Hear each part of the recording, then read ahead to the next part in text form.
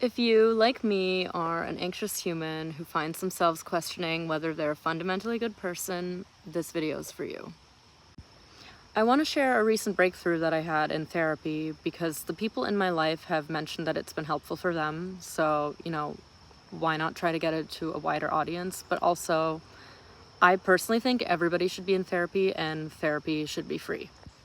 I think the world would be a much better place if everyone could just get the help that they need. And luckily, in the year of our Lord 2025, I don't think that's too controversial to say.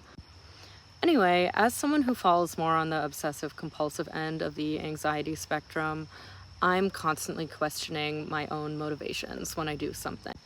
I always find myself asking, am I secretly being manipulative? Am I really a good person? Are my motivations pure? And is this some big secret that's going to come out? If you struggle with intrusive thoughts, you know that it's torture.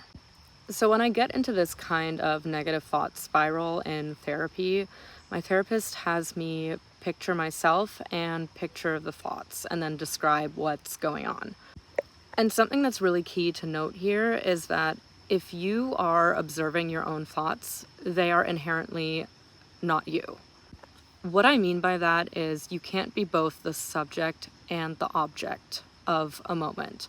For you to observe an object, whether it's a thought or something else, you need to be separate from that. That is not you.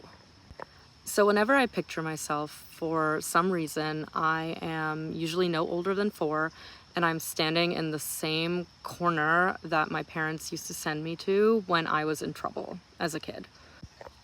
AKA, I would get sent there when I had been bad.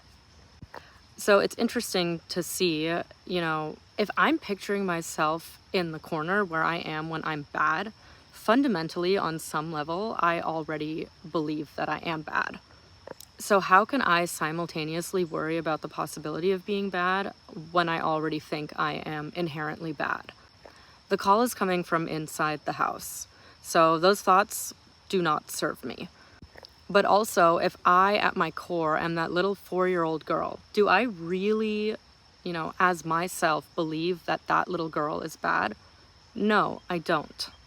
So that enables me to have some self-compassion. I encourage everyone who has these kinds of thoughts to ask themselves 2 questions.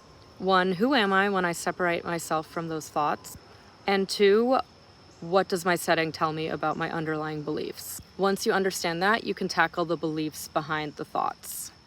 You got this. Hope this helps.